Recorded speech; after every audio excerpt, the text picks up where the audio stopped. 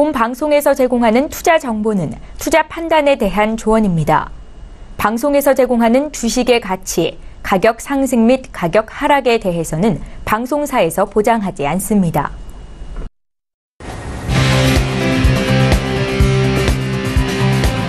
슈퍼스탁 발굴 프로젝트 글로벌 슈퍼스탁의 김민아입니다.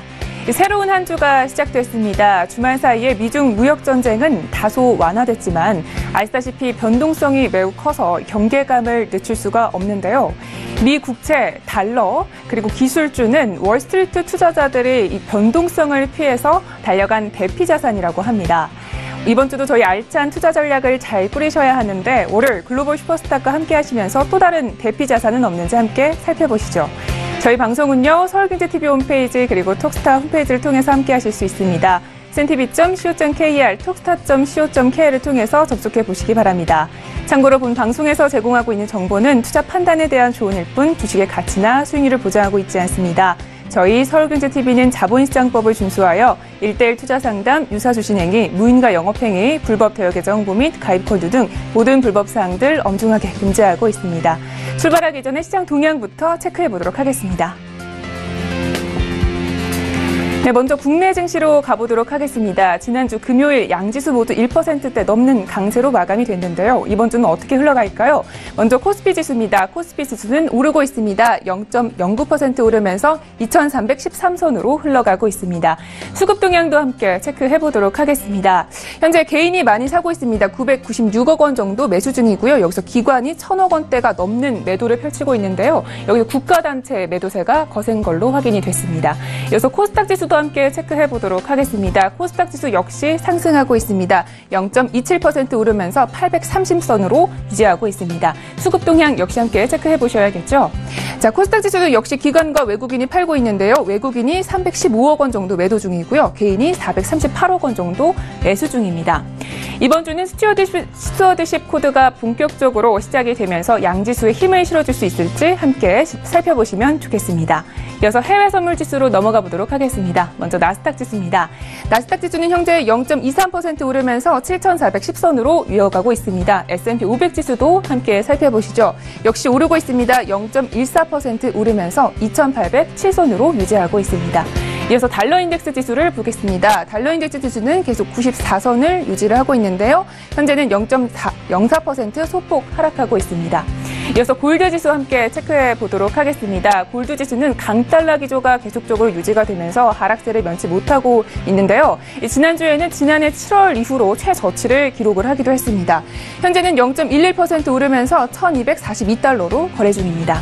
이어서 크루드오일로 넘어가 보도록 하겠습니다. 크루드오일 현재 이라크 파업 사태로 이어서 반등이 나오기도 했는데요. 현재는 0.27% 내리면서 70달러로 거래 중입니다. 이어서 중국 증시로 넘어가 보도록 하겠습니다. 먼저 상해종합지수입니다. 상해종합지수는 지난주 금요일장 0.23% 하락하면서 2,831선으로 마감을 했습니다. 항생지수도 함께 체크해 보시죠. 항생지수는 올랐는데요. 0.16% 강보합으로 마치면서 28,525선으로 마감했습니다. 마지막으로 암호화폐 시세 한번 살펴보도록 하겠습니다. 업비트 기준 9시 기준 시세입니다. 먼저 비트코인입니다. 비트코인은 현재 700만 원대로 계속 거래 중입니다. 이 중에서는요. 아인슈타인님이 3%대 강세를 보이고 있는데요. 해당 아인슈타인님에서는요. 결제 대행 서비스를 출시를 하면서 현재 강세인 걸로 분석이 됩니다. 이어서 다른 코인들도 함께 살펴보도록 하겠습니다. 다른 코인들 역시 강세를 보이고 있습니다. 퀀텀은 0.28%, 스텔라 루멘은 1%대 강세를 보이고 있습니다. 이어서 거래량 체크해 보도록 하겠습니다. 거래량에서 이오스가 계속적으로 1위를 차지하고 있습니다. 2위에는 비트코인이 있습니다. 여기서 저희가 주목을 해봐야 할 코인은요. 역시 5위에 있는 제로엑스겠죠. 이 제로엑스는요. 현재 오픈 프로토콜을 통해서 탈중앙화된 거래소를 누구나 활용할 수 있도록 열어두었습니다. 이렇게 해서 각종 시세 모두 알아봤습니다. 본격적으로 글로벌 슈퍼스탁 출발해 보겠습니다. 저희 최윤 캐스터와 함께 이슈들 체크해 보시죠. 안녕하세요. 최유은입니다. 오늘 가장 핫한 이슈 두 가지 외신을 통해 함께 알아보도록 하겠습니다. 그 이전에 오늘 어떤 이슈들 나와 있는지 함께 살펴보시죠. 먼저 첫 번째 이슈입니다. 브렉시트에 관한 내용인데요. 트럼프가 영국의 메이 총리를 저격하면서 소프트 브렉시트를 하면은 미국 측이 무역 손해를 볼 것이다. 이렇게 설명을 했습니다. 왜 브렉시트안이 이렇게 트럼프를 화나게 한 것인지 외신을 통해서 함께 알아보도록 하고요. 이후에 이슈 분석까지 이어집니다. 두 번째는 뉴욕 유가입니다. 이라크 파업에 따른 공급 차질 우려에 상승 마감을 했다고 합니다. 외신을 통해 함께 알아본 이후에 이슈 분석까지 이어집니다. 먼저 첫 번째 이슈입니다. 네, 더 선지에 나온 기사입니다. 트럼프 대통령이 더 선지와 단독 인터뷰를 가졌다고 합니다. 제목 보시면요. Donald Trump told Theresa May how to do Brexit, but she wrecked it. 이렇게 제목 나와 있는데요. 트럼프 대통령은 메이 총리에게 브렉시트에 관한 방향성을 제시를 했다. 이렇게 설명을 하고 있습니다. 자세한 내용 한 걸음 더 들어가서 보도록 하겠습니다. 현재 더 선지에서는요. 도널드 트럼프 미국 대통령은 영국이 EU와 거리를 두지 않는다면 미국과의 통상에서 불이익을 겪을 것이라고 경고했다. 이렇게 설명을 하고 있습니다. 트럼프의 워딩 더 보도록 하겠습니다. 더 선지와의 인터뷰에서요. 만약에 이런 식으로 계속 거래를 한다면 우리는 영국보다 EU와 거래를 할 것이고 이렇게 되면은 거래는 모두 끝나는 것이다. 이렇게 설명을 했다고 합니다. 네, 이 강경한 태도를 보이고 있는데요. 이후에 전문가들과 함께 이슈 분석해보도록 하겠습니다. 네, 이어서 두 번째 이슈입니다. 제목 보시면요. Brent oil rises and concerns about spare capacity 이렇게 제목 나와 있습니다. 잉여 생산 능력에 대한 우려로 유가가 상승 마감을 했다. 이렇게 설명을 하고 있는데요. 자세한 내용 함께 보시도록 하겠습니다. 네, 현재 CNBC TV에서는요. 유가는 이라크 파업에 따른 항만 운영 차질 등 공급 차질 우려가 재차 제기되면서 상승했다. 이렇게 설명을 하고 있습니다. 한 전문가의 워딩 함께 보시죠. 여기 보시면요. 베네수엘라로 인한 공급 차질에 대한 우려까지 높아지면서 유가가 상승한 바 있다. 이렇게 설명을 하고 있습니다. 앞으로의 유가에 대한 흐름 그리고 브렉시트에 관한 이슈들 전문가들과 함께 이슈 분석해보도록 하겠습니다. 네, 이제 본격적으로 이슈 분석을 해보도록 하겠습니다. 저희 글로벌 슈퍼스타 월요일을 책임지시고 계시는 김은수 멘토님 모셨습니다. 인사 나눠볼게요.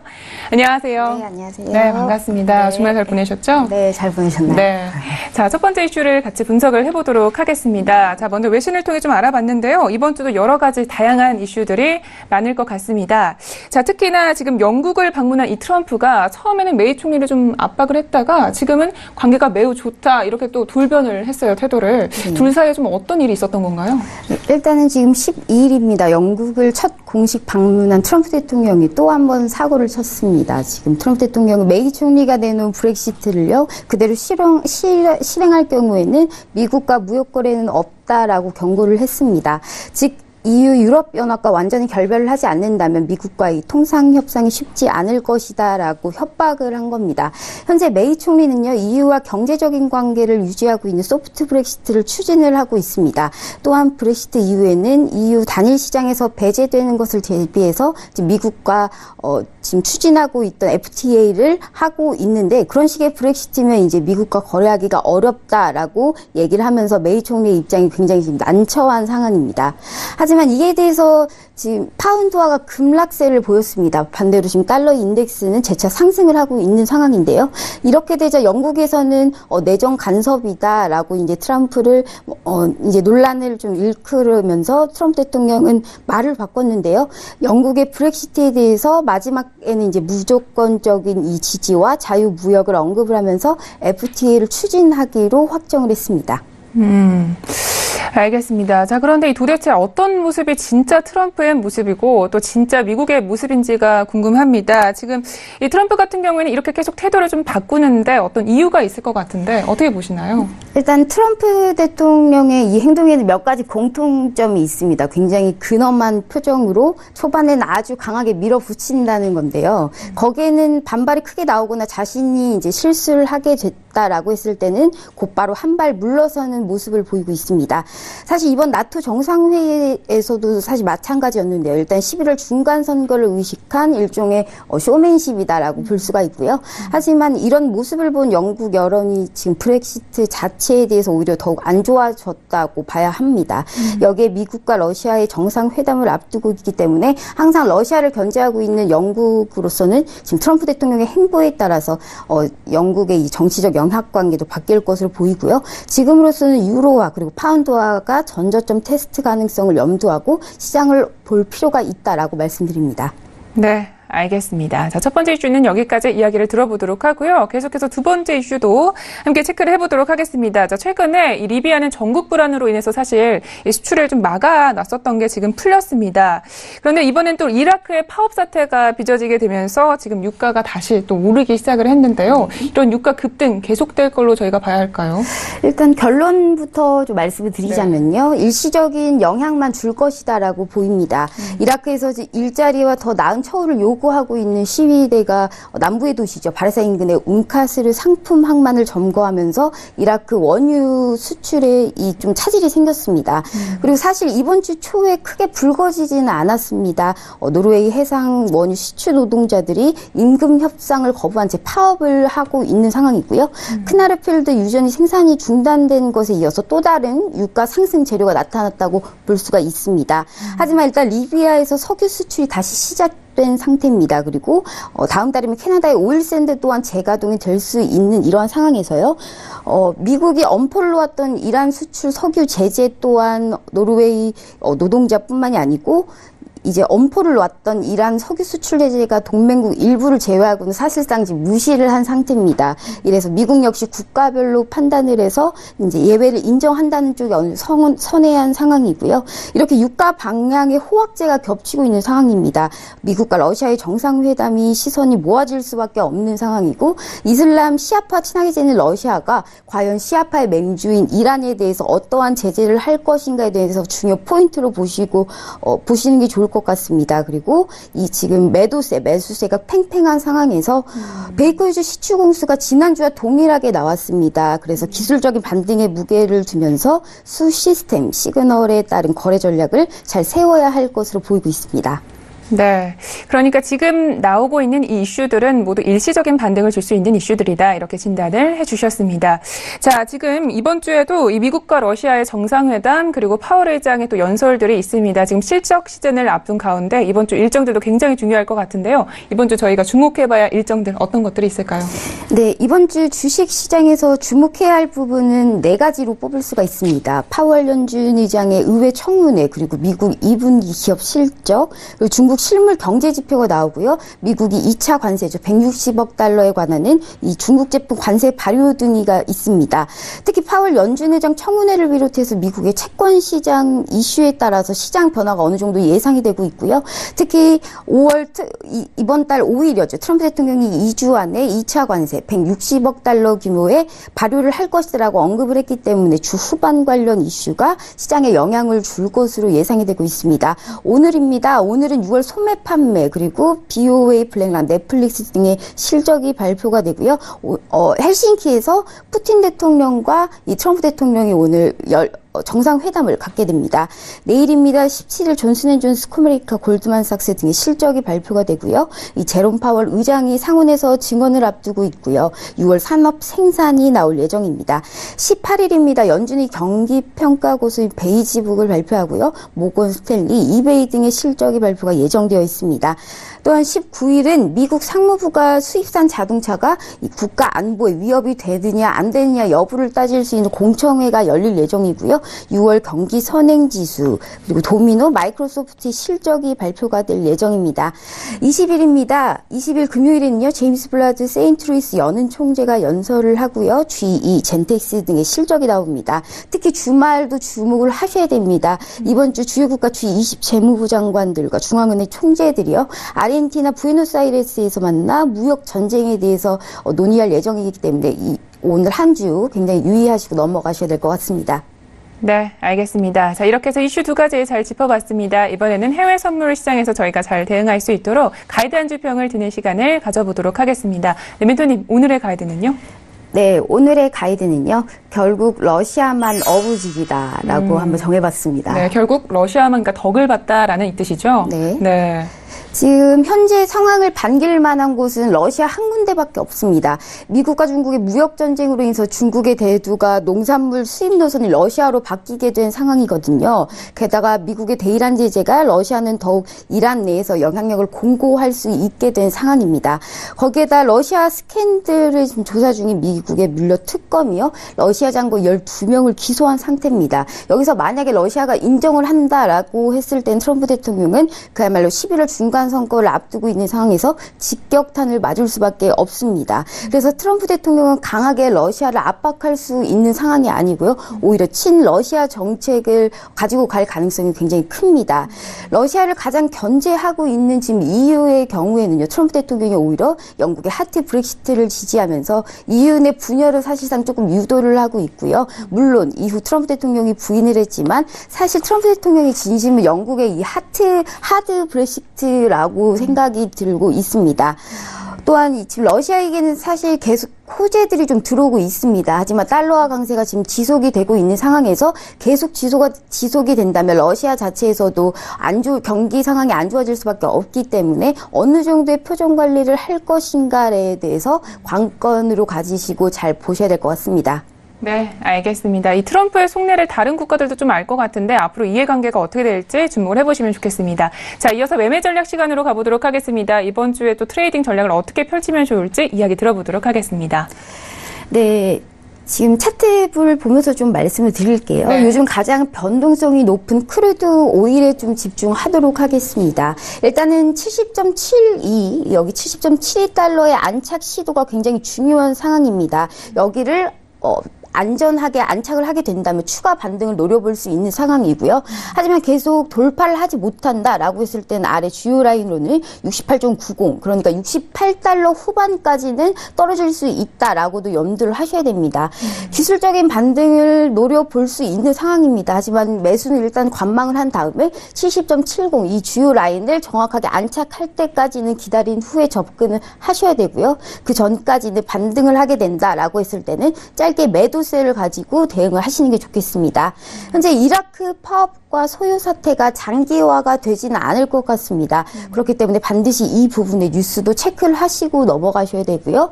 서울경제TV 톡스타 고객센터에 문의를 주시면요. 저희 이 수 시스템을 무료로 이용하실 수가 있기 때문에 반드시 참고하시길 바랍니다. 네, 알겠습니다. 크루드 오일 같은 경우는요, 지금 70.70달러에 안착하는 것을 주목을 하셔야겠습니다. 자, 이렇게 해서 글로벌 이슈 앤 가이드 여기까지 이야기 듣도록 하겠습니다. 오늘도 말씀 고맙습니다. 네, 감사합니다. 글로벌 이슈 앤 가이드 화면으로 정리하겠습니다.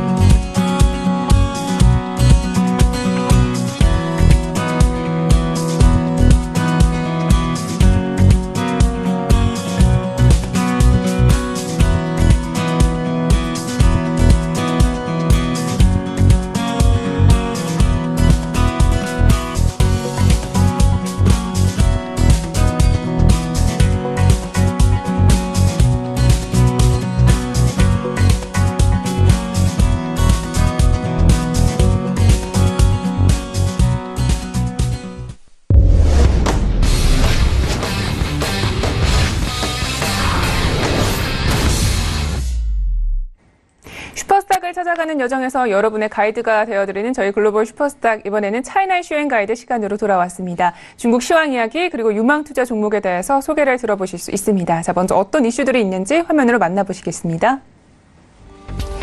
오늘의 차이나 이슈 첫 번째는요. 내년 3월 세계 최초 5G 상용화를 앞둔 국내 이동통신사들이 5G 통신장비 업체를 두 군데 두고 깊은 고민에 빠졌습니다. 국내 삼성전자와 중국 기업 화웨이가 그 주인공인데요. 두 기업의 무엇이 이동통신사들을 고심케 하는지 잠시 후에 알아보겠습니다. 두 번째 차이나 이슈입니다. 많은 인구수만큼 어떤 분야든 물량 공세로 세계를 압도하고 있는 중국. 택배 산업 규모로도 전 세계 1위를 달리고 있는데요. 급성장하고 있는 중국 내 택배 산업에 대해서 자세히 진단을 해보는 시간 두 번째 차이나 이슈에서 마련해봤습니다. 이제 본격적으로 이슈를 분석을 해보도록 하겠습니다. 저희 김정철 본부장님과 함께합니다. 인사 나눠볼게요. 네, 안녕하세요. 안녕하십니까? 네, 반갑습니다.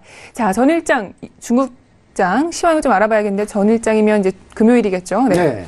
뭐 일단 뭐 반등의 기미는 조금씩 보여주고 있는데 일단 목요일날 워낙에 급반등이 있기 때문에 기술적 조정이 좀 그래도 나오지 않을까라는 예상을 했는데 뭐 역시나 아니나 다를까 조정이 좀 나왔습니다. 근데 뭐 이 정도 조정이면 뭐 괜찮다라고 볼 수 있겠고요. 일단 상해종합지수가 6포인트 정도 하락을 해서 0.23% 하락을 했는데요. 2831 일단 2831 라인을 어느 정도 30선을 좀 지켜주고 있다는 부분 이 부분 좀 괜찮다고 보여지고요.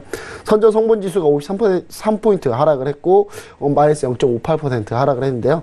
일단 창업한 지수도 일단 소폭 하락을 하면서 마감을 했는데 일단 무역전쟁 자체가 조금씩 완화되고 있습니다. 조금씩 완화되고 있는 이유가 이제 여러 가지가 있는데요. 첫 번째로는 중국이 이렇게 대응 안 했다. 뭐 이렇게 좀 얘기할 수 있겠어요. 근데 대응 안 한 것도 있지만 일단은 미국이 나토에 정립하려가지고 중국하고 지금 싸울 여력이 없습니다. 지금 EU 쪽에서 지금 유럽하고 지금 이쪽에 집중하고 있어요. 그래서 별로 지금 크게 안 건들고 있다. 그런데 이번에 이제 미국이 좀 EU 쪽 관철시켰기 때문에 어느 정도 미국이 약간 좀 원활하게 좀 나갈 가능성이 있다. 뭐 이런 부분들도 좀 많이 염두에 두고 있고요. 이제 어느 정도 무역전쟁이 약간은 조금씩 이제 해빙 분위기가 조금 보여주고 있습니다.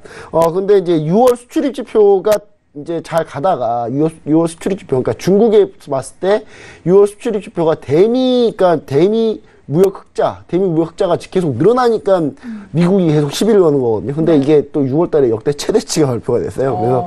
그래서 중국으로서는 좀 흑자 보기 싫은데 자꾸 그러니까 흑자 봐도 문제예요, 이거는. 그러니까 자꾸 흑자를 보고 있기 때문에 이 부분 때문에 좀 지수가 좀 소폭 하락했고요.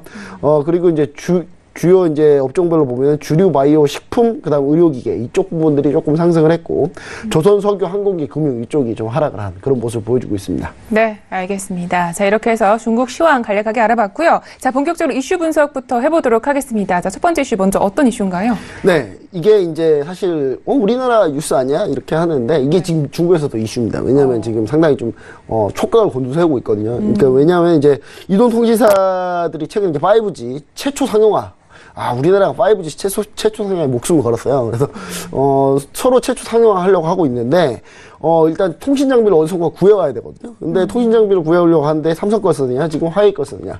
지금 요 부분에 지금 현재 갈림길에 놓여 있는데, 화웨이가 일단 가성비는 상당히 좋습니다. 싸다 이거죠. 예. 그리고 이제 보안 이슈가 좀 부각된다.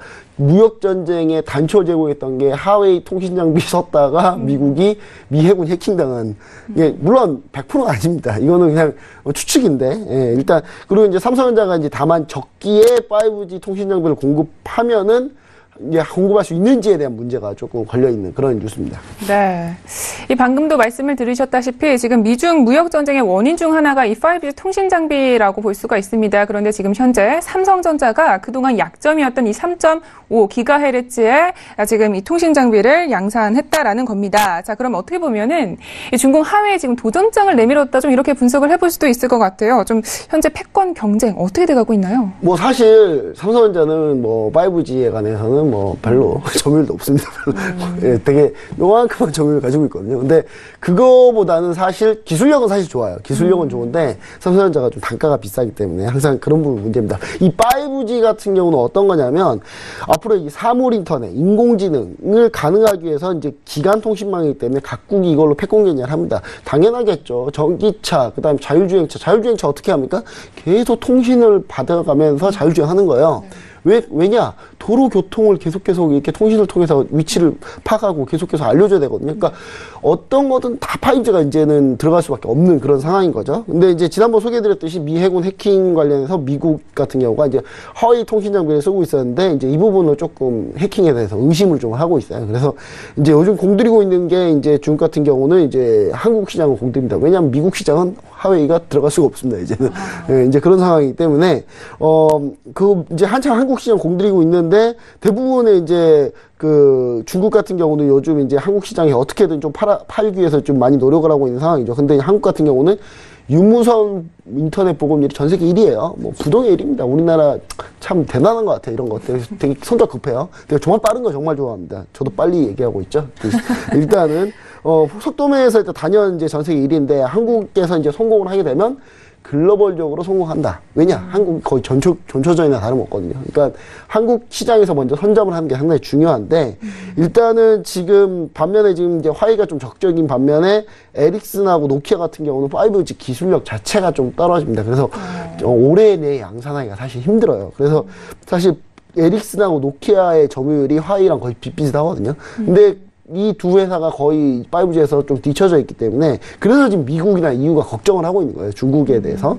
그래서 이제 중국 같은 경우는 이제 GT하고 화웨이가 앞서갔는데 한국 역시 이제 보안 문제 걸림돌이고요. 삼성전자 같은 경우는 그동안 대용량에 좀 유리한 28GHz 대역에서 좀 강세를 보였는데 이동통신사들이 이제 그렇게 선호한 대역은 아닙니다. 3.5GHz를 좀 많이 선호하는데 이 부분이 이제 속도가 좀 빠르고요. 도달 거리가 좀 길다는 장점이 있습니다. 그래서 이제 삼성전자 근데 다만 여기에 대해서 양산 계획을 좀 발표를 하고 이번에 컨퍼런스를 했었어요. 그래서 상당히 이 부분 어필을 했는데 통신 장비에서 이제 삼성전자 세계 점유율이 5%가 안 돼서 사실 이제 얼마나 우리나라 통신사들이 채택을 해주느냐. 그러니까 전 세계도 다 이걸 좀 주목하고 있는 게 우리나라가 어떤 걸 선택하느냐에 따라서 좀 주도권이 좀 어디로 갈 것이냐에 대해서 많이 고민을 많이 하고 있습니다. 왜냐하면 우리나라가 이상하게 5G 목숨 걸고 있어요. 12월 1일 날 어떻게든 최초 상용하겠다고.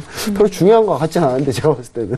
네, 일단 이 부분에 목숨 걸고 있기 때문에 이 부분에 대해서 서로 지금 전 세계에서 지금 주시하고 있는 그런 상황입니다. 네, 알겠습니다. 그런데 지금 이렇게 우리나라의 통신사들의 선택권이 지금 주목받고 있는 이 시점에서 이 국내 통신사들의 하웨이, 그러니까 중국으로부터 조금 압박을 받고 있다 이런 이야기들이 있어요. 이게 사실인지 좀 궁금하고 만약에 그렇다면 우리 통신사들은 좀 어떤 선택을 해야 좋을 걸까요? 일단 선택 부분에 대해서 먼저 얘기 드리면 네. 일단 기업의 이익적인 측면을 봤을 때는 당연히 싸니까 하웨이 거 쓰는 게 맞겠죠. 근데 이제 그 부분이 이제 사실 꼭 그렇게 가진 않는다라는 거 얘기를 좀 드리고요. 왜냐면 5G 같은 경우는 국가 기관망입니다. 이게 이제 민간만 쓰면 말도 안 하는데 군사 장비부터 다 써요. 이 통신 장비를. 그래서 이제 국가 안보가 걸린 문제이기 때문에 매우 좀 복잡한 상황입니다. 근데 SK텔레콤 같은 경우가 이게 이제 다 중국에 하나씩 책 잡혔어요, 지금. 그러니까 책 잡혔다기보다는 중국이 뭐 하나 좀 해준 것 때문에 약간 뭐 하나 주면 가는 게 있으면 또 오는 게 있어야죠. 근데 이제 중요한 사실은 SK텔레콤 같은 경우가 SK하이닉스가 이제 컨소시엄 맺어가지고 도시바를 인수를 했는데 이때 반독점 때문에 도시바 같은 경우 인수를 계속 거부를 했었어요. M&A를 중국이. 근데 이제 중국이 이걸 승인해주면서 뭔가 SK하고 딜이 있지 않았었나 라는 생각을 좀 해볼 수 있겠고요. 그런 것 때문에 지금 SK텔레콤이 상당히 좀 많이 좀 압박을 좀 받고 있다. 이런 얘기가 좀 나오고 있습니다. 그리고 LG 같은 경우도 마찬가지예요. LG U+ 같은 경우도 LG 디스플레이가 지금 광주 공장 승인 받았지 않습니까? 몇 개월 동안 계속 질질 끌다가. 근데 이거 승인해주면서 뭔가 또 딜이 있지 않았나 라는 생각 때문에 지금 하웨이 거 쓴다는 얘기가 지금 현재 시장에 돌고 있는 상황이에요. 그래서 이 부분 때문에 지금 다들 조금 걱정을 많이 하고 있는데요. 근데 삼성전자 이제 통신장비 쓰자니 좀 단가가 비싸고, 그리고 삼성전자가 지금 컨퍼런스에서 자신 있게 얘기를 했는데 평가가 이렇습니다. 못 믿겠어. 어떻게 저걸 순식간에 저렇게 만들어가지고 양산을 12월 1일까지 할 수 있다는 얘기지? 라는 약간의 불안감이 좀 있어요. 좀 불안감 때문에. 왜냐면 하겠다고 딱 준비해놨는데 물량 안 들어오면 이게 답이 없잖아요, 이게. 그래서 이제 삼성전자하고 LG전자 같은 경우는 이제 좀 5G 특허도 좀 많은데 되도록이면 좀 국내 제품 쓰는 게 전 맞다고 봅니다. 맞다고 보는데 삼성전자 같은 경우가 좀 더 명확하게 양산 계획, 납기, 그 다음에 기술력에 대해서 좀 더 시장하고 그때 컨퍼런스 딱 한 번 하고 끝낼 게 아니라 계속해서 좀 소통을 해줘야 됩니다. 그래야 통신사들이 좀 덜 불안하게 생각을 하면서 뭐 국내 장비 위주로 좀 쓰지 않을까 그렇게 좀 생각을 해볼 수 있겠습니다. 네, 알겠습니다. 애국심에 조금 기대를 걸어야 하는 상황이 아닌가 이렇게 생각이 듭니다. 자, 이렇게 해서 첫 번째 이슈는 여기까지 분석을 해봤고요. 두 번째 이슈로 넘어가 보도록 하겠습니다. 먼저 어떤 이슈인가요? 네, 일단 중국이 역시 스케일, 대륙 스케일은 역시 크네요. 일단 상반기 택배량 중국 같은 경우가 지금 어마어마하게 많았는데 작년 동기 대비해서 상당히 많이 증가를 했고요. 온라인 쇼핑몰 성장이 상당히 좀 많이 되면서 특히 이제 상반기 같은 경우 6.18 쇼핑데이, 6.18 중국은 참 6.18도 하고 좀 빼빼로데이 때도 빼빼땡데 죄송합니다. 일단 택배 이런 거 많이 쇼핑 많이 하는데 징동하고 알리바바가 물류 경쟁이 좀 치열합니다. 그래서 정부도 지금 물류 산업을 적극적으로 중국 정부가 좀 지원하고 있다 이런 상황입니다. 그래서 여기서 좀 관련주 포인트를 좀 찾아보면 좋지 않을까 그런 뉴스네요. 네. 이 중국이 다른 건 몰라도 지금 전자상거래에서는 굉장히 세계 최고 수준을 좀 유지를 하고 있는데 그러면 이 택배량도 좀 그러면서 지금 택배량도 좀 증가를 많이 하고 있는 상황입니다. 이 수준 좀 어느 정도 수준인가요? 네, 좀 상당히 좀 많은 수준입니다. 이게 국가우정국이 상반기 중국 택배량 발표했는데요. 220억 8천만 건. 너무 많죠. 일단 작년 동기 대비해서 27% 이게 뭐 전체 건수보다 작년 동기 대비해서 27%나 급증했다라는 부분을 좀 얘기 드리고요. 작년에 일본의 1년 택배량의 이게 5배예요. 중국 상반기만. 그래서 이게 5배가 되고요. 2015년 1년 중국의 1년 전체 택배량보다 2018년 상반기 택배량이 더 많아요.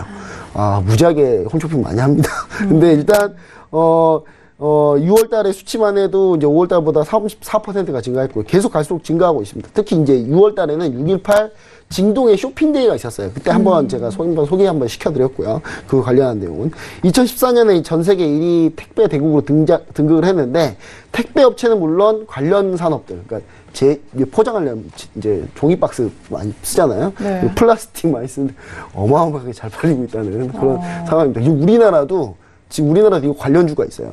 우리나라도 이거 관련주가 있는데, 그러니까 중국의 택배 그 종이 박스랑 플라스틱 되려고 이게 그쪽 실적이 그 모 기업 같은 경우는 여기서 공개해도 되나요? 신대양재지라는 기업이 있는데 이 기업은 지금 실적이 5배 나오게 생겼어요. 지금 2분기에만. 일단 그런 정도로 상당히 좀 글로벌적으로 많은 영향을 주고 있다. 이렇게 좀 보시면 좋을 것 같습니다. 알겠습니다. 이런 성장세면 물류업체들도 굉장히 바빠질 것 같은데요. 중국에는 과연 어떤 업체들이 있는지가 궁금합니다. 미국에는 좀 페덱스 같은 대표적인 기업들이 있는데 중국은 어떤가요? 네, 사실상 중국 같은 경우는 이제 전자 상거래를 하는 회사가 직접 물류를 좀 컨트롤합니다. 우리나라도 역시 마찬가지죠. 소셜 커머스 하는 회사들이 대부분 뭐 로켓 배송해가지고 뭐 하는 데도 많이 있지 않습니까? 근데 이제 징동 같은 경우는 이제 지금 계열사인 징동 물류로부터 이제 진행을 하고 있고, 알리바바 역시도 알리바바 물류, 그러니까 자회사들을 통해서 하고 있는데 이 회사들이 지금 1, 2위를 다투고 있습니다.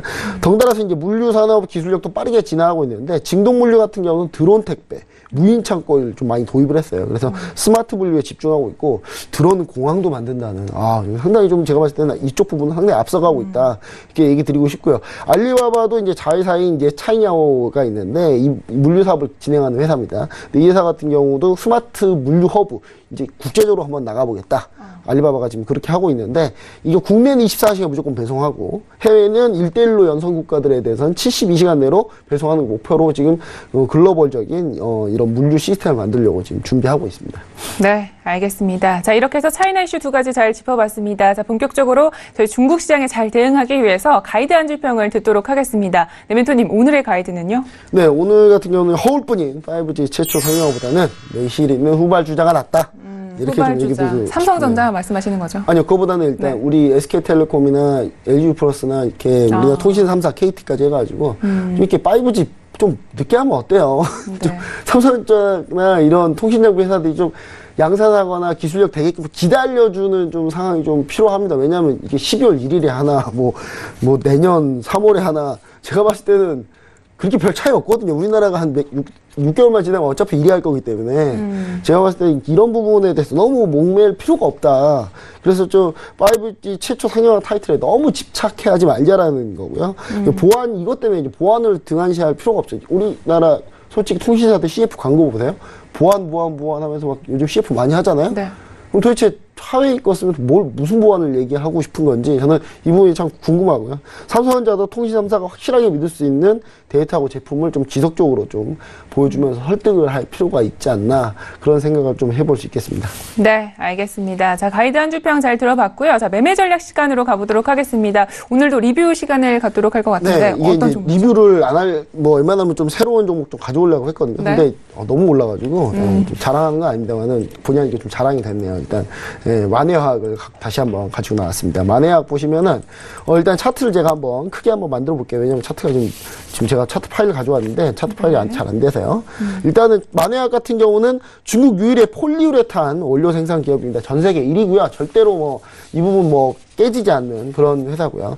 그 MDI라고 해서 메틸렌디넬 이제 되게 길어요. 이게 일단 이 제품 자체가 자동차, 화학, 방직, 건축자재 이런 데 많이 들어가는 그런 이제 소재입니다. 그래서 화학 소재 같은 경우 상당히 좀 괜찮은데 이 회사 같은 경우가 사실 이제 실적이 상당히 좋기 때문에요.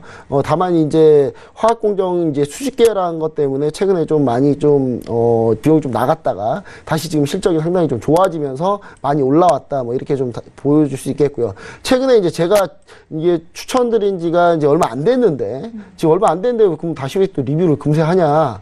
예, 얼마 안 됐는데 너무 많이 올랐어요. 그래서 지금 파일을 좀 제가 열어볼게요. 잠시만요. 네. 일단 만해학 같은 경우가 잠시만요. 이 차트가 나와야 되는데 차트가 잘 안 나오네요. 잠시만요. 만화학이죠. 만화학 네. 같은 경우 이제 제가 이제 코드 번호를 좀 더 얘기 드리면은 지금 코드 번호가 600-3099이요. 예. 네. 제가 당황스럽네요. 진짜 네. 안 되니까. 자, 일단은 이제 만화학인데 지금 보시면 아시겠지만 저희가 추천드리는 게 이 라인이었어요. 이쪽 라인 부근 때였는데 여기서 지난주 금요일날 정말 그랜드한 급등이 나왔어요. 저 이거 보면서 박수 쳤어요. 계속 우리 그 톡스타 서울TV 톡스타 이 톡방에 있는 무료 들어와신 회원님들하고 막 박수 치고 막 웃고 떠들었어요. 이때 너무 좋아가지고. 근데 지금 현재 기존 매수가가 43.350 매수가 정확하게 싹 주고 올라왔거든요. 근데 신규 매수는 좀 하시면 안 되겠지 당연히 이렇게 너무 급등한 상황이기 때문에 손절가는 39.500에 잡아주시고 손절가 500에 잡아놨던 건데 손절가를 좀 상향하겠습니다. 45.520으로 올려주시면 수익으로 나오실 수 있는 손절이 된다 하더라도. 그리고 1차 목표가는 이미 달성했습니다. 그래서 이미 절반 정도 매도를 한 상태고요. 그리고 수익 실현한 상태고 2차 목표가를 좀 더 올리겠습니다. 51.300으로 이 2차 목표가 때문에 제가 얘기 드린 거거든요. 종고점 다 뚫은 상태인데 지금 51.300 제시해 드렸는데 2차 목표가를 53.500으로 좀 상향해서 좀 제시를 드리고요. 이 부분들에서 세부적인 아주 미세적인 대응이 좀 궁금하신 분들은 서울TV 톡스타 에이지사단 김본방으로 들어오시면 제가 자세하게 또 얘기를 좀 드리도록 하겠습니다. 네, 알겠습니다. 이렇게 해서 마화학에 대해서 리뷰를 들어봤습니다. 여기까지 저희 차이나 이슈 앤 가이드는 마무리하도록 하겠습니다. 오늘도 말씀 모두 고맙습니다. 네, 감사합니다. 네, 차이나 이슈 앤 가이드 화면으로 정리하겠습니다.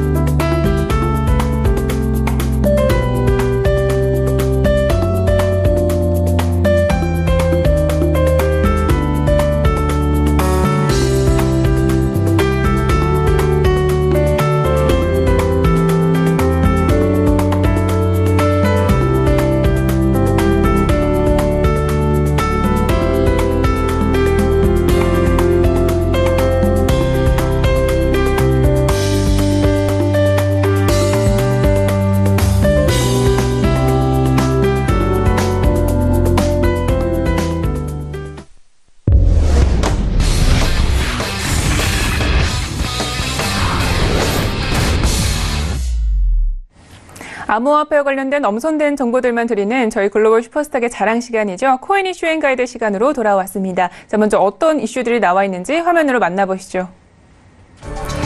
첫 번째 코인 이슈입니다. 암호화폐 시장 내에서 ICO가 대세로 떠오르고 있는 요즘 업체들이 가장 선호하는 나라는 어디일까요? 바로 영국령이라고 하는데요. ICO 업체들은 왜 영국을 선호하고 있는 건지 첫 번째 코인 이슈에서 알아봅니다. 두 번째 이슈입니다. 필리핀 내 카가안 경제특구가 암호화폐 거래소의 문을 활짝 열었습니다. 암호화폐 거래를 통해 지역 경제를 살리겠다는 목적인데요. 필리핀에 거래소를 설립하면 어떤 조건이 충족돼야 하는지 잠시 후에 살펴보도록 하겠습니다. 네, 본격적으로 이슈 분석을 해보도록 하겠습니다. 오늘은 저희 이선주 멘토님과 함께합니다. 인사 나눠볼게요. 안녕하세요. 네, 안녕하세요. 네, 반갑습니다. 네. 자, 첫 번째 이슈부터 분석을 해볼게요. 먼저 네. 어떤 이슈인가요? 네, 일단 ICO에 대해서 많이들 이제 설명을 드려서 잘 아실 텐데요. 이 블록체인 프로젝트, 이 자금 조달하는 주요 방식으로 쓰이고 있죠. 올 초부터 시작한 비트코인 같은 경우는 상승을 했다가 요즘 가격 급락에 좀 어려움을 겪고 있지만 ICO 여전히 또 활발한 움직임을 보이고 있습니다. 그래서 올 상반기 전 세계에서 ICO를 통해 모금한 금액이 무려 137억 달러, 그러니까 지난해 70억 달러에서 거의 2배가량이 성장을 했거든요. 그러니까 어마어마한 수치로 성장을 한 건데요. 하지만 각국의 ICO 관련 규제가 이제 여전히 불확실성에 따라서 각국 정부가 이제 그 관련 정책을 내놓을 때마다 ICO의 거점 국가나 기업들이 발행하는 토큰의 종류가 이제 좀 트렌드가 빠르게 지금 바뀌어가는 모습을 확인해 보실 수가 있습니다. 그래서 처음에 이제 계속해서 ICO 관련 시리즈로 좀 이렇게 말씀을 드리려고 하는데요. 오늘은 ICO 기업들 현 시점에서 선호하는 국가와 그 이유에 대해서 좀 다뤄볼까 합니다. 네, 알겠습니다. 지금 ICO 이 규모가 굉장히 엄청나게 증가를 했는데요. 자, 과연 어떤 나라를 가장 선호하는지 궁금합니다. ICO를 선호하는 나라, 어떤 나라인가요? 네, 어느 나라인지 혹시 예상이 되시나요? 좀 저희가 생각했지만. 네, 그러네요. 네, 이 각국의 규제 발표에 따라서 사실 ICO 트렌드가 계속 바뀌기 때문에 지금 ICO 업체들 그때그때마다 이제 눈을 돌리고 있는데요.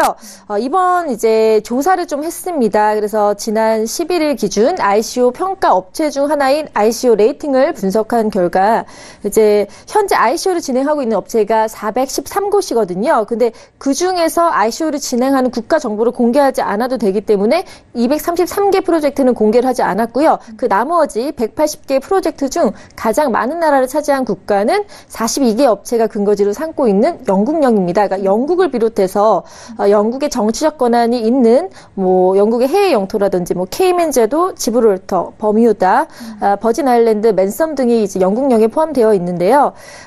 이 이유는 일단 지난 4월이었죠. 제이 클레이튼 미국 증권거래위원회 SEC 의장이 ICO를 이제 증권으로 규제한다고 밝히면서 저희가 또 이슈로 다뤘는데 미국 또는 미국령 조세 회피처에서 ICO를 계획하던 업체들이 또 다른 조세 회피처인 영국령으로 이제 발길을 돌린 겁니다. ICO 프로젝트가 이제 모두에게 배당 또는 수익을 약속한다면 이는 증권형으로 분류될 가능성이 있다라고 해서 미국 같은 경우는 SEC, 그러니까 미국 증권거래위원회의 허가 없이 증권형 코인을 배포하는 일은 이제 불법이 되는 것이죠. 이에 비록 명확하게 이제 증권형 암호화폐를 발행하려는 경우가 아니더라도 미국에서 ICO를 만약에 진행을 한다면 이제 일부 업체가 정책 리스크를 좀 낮추고자 영국령으로 발길을 돌렸다고 해석을 할 수가 있는데요. 또 영국 쪽이 이제 미국의 지리적이나 이런 것도 가깝고 있고 영어권 또 언어가 좀 비슷하기 때문에 미국에 할렸던 그 ICO 업체들이 또 영국령으로 또 돌리기도 하는 거죠. 그래서 이런 이점, 그러니까 한마디로 미국 SEC의 그 ICO에 대한 그 법규 이거에 대한 조세 회피를 위해서 영국령으로 간 것도 있고요.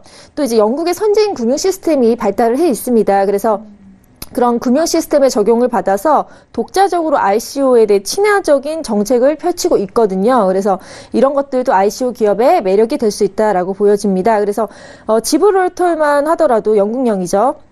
법인 설립이 쉽고 또 부가세 및 금융소득에 대한 세금이 없습니다. 그래서 지브롤터 국민이 아니더라도 법인 설립을 위해서 지브롤터를 직접 방문할 필요도 막대한 법인세율을 낼 필요가 없기 때문에 또 인기가 많은 곳 중에 하나입니다. 그래서 이런 영국이 가장 각광을 받고 있는데 ICO 업체들한테 이것도 또 사실 안심할 수는 없습니다. 왜냐하면 9월부터는요 또 영국이 중앙은행과 함께 올해 9월 암호화폐 및 ICO 가이드라인을 낼 계획인데 그 계획에 따라서 또 바뀔 수가 있겠죠. 네, 알겠습니다. 듣고 보니까 영국에서 굉장히 ICO를 하기에 장점들이 많은 것 같은데 9월 달엔 또 긴장을 늦춰서는 안 되겠습니다. 자, 그렇다면 영국령을 뒤를 이어서 ICO 업체들이 또 다음으로 사랑받는 국가들, 어떤 국가들이 있을까요? 네, 아마 저희 이슈를 좀 꾸준히 보셨던 분들은 잘 아실 거예요. 일단 하나가 바로 미국 그리고 싱가포르인데요. 미국은 영국령 때문에 이제 2위가 됐지만 여전히 23곳 그러니까 2위를 차지했고요. 그 다음이 싱가포르입니다. 22곳의 업체로부터 선택을 받았는데요.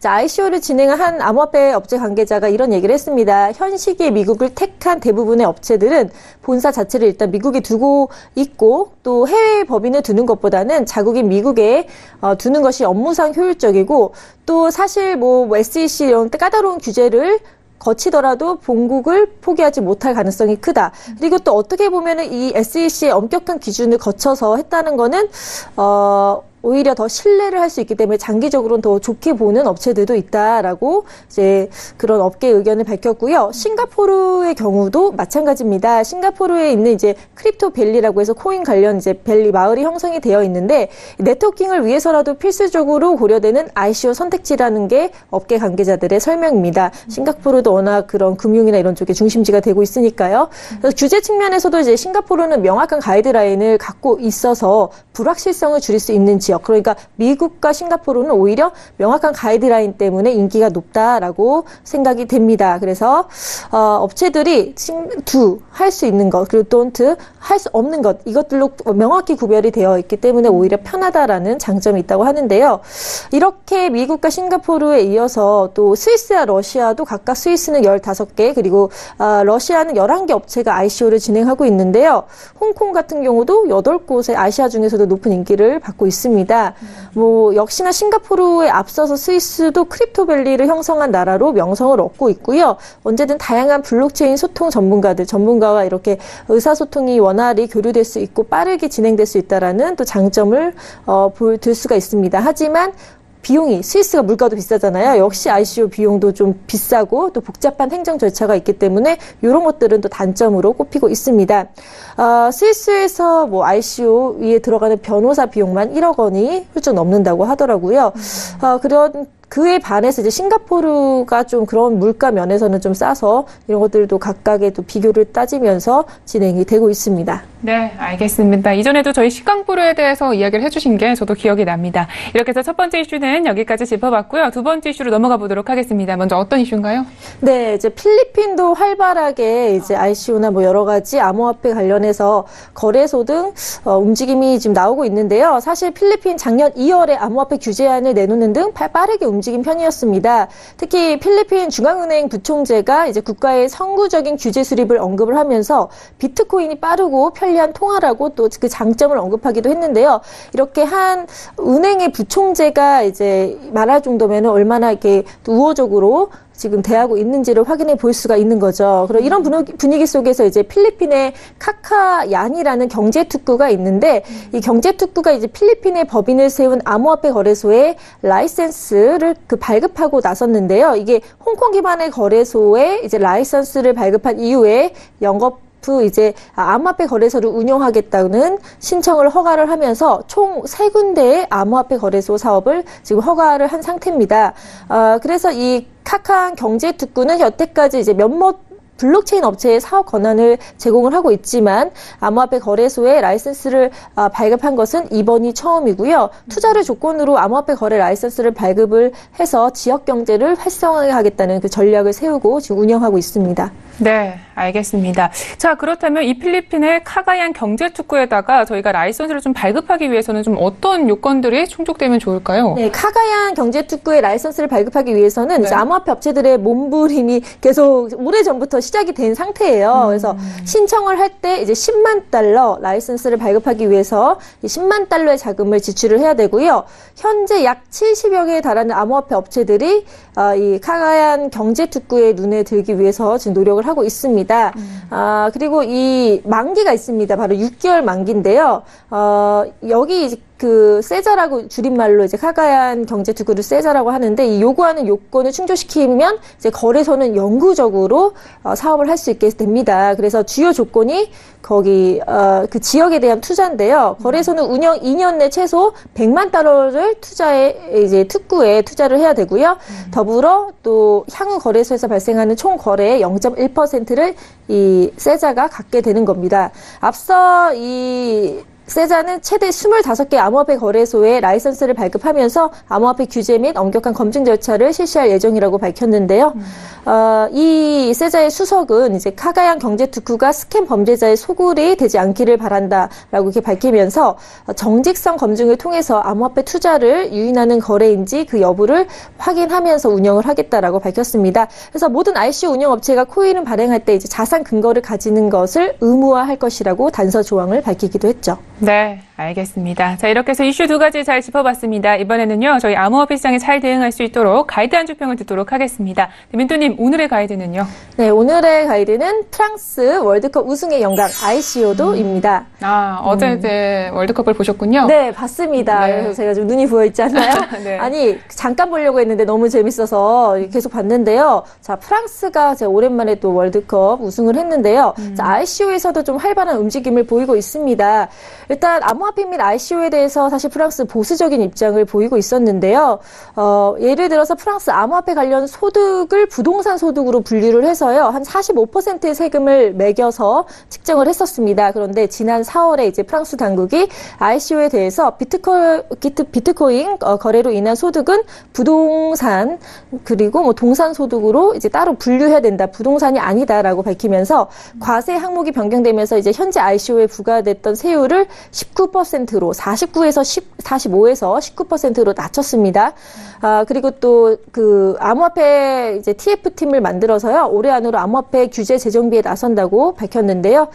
스타트업이 암호화폐를 활용해서 보다 효율적으로 자금을 조달할 수 있는 제도를 만들어서 암호화폐 업체 및 투자자들에게 매력적인 허브가 되고 싶다라고 의견을 밝혔는데 월드컵의 영광처럼 또 중심지가 될지 한번 지켜봐야 할 것 같습니다. 네, 알겠습니다. 자, 이렇게 해서 코인 이슈 앤 가이드 여기까지 말씀 듣도록 하겠습니다. 오늘도 말씀 고맙습니다. 네.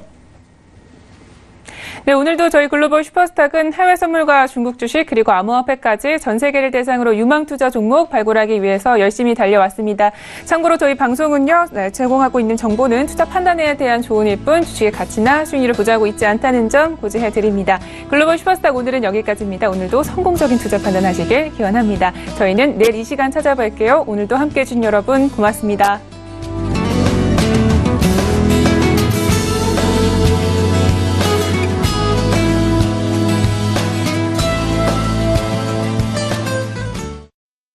본 방송에서 제공하는 투자 정보는 투자 판단에 대한 조언입니다.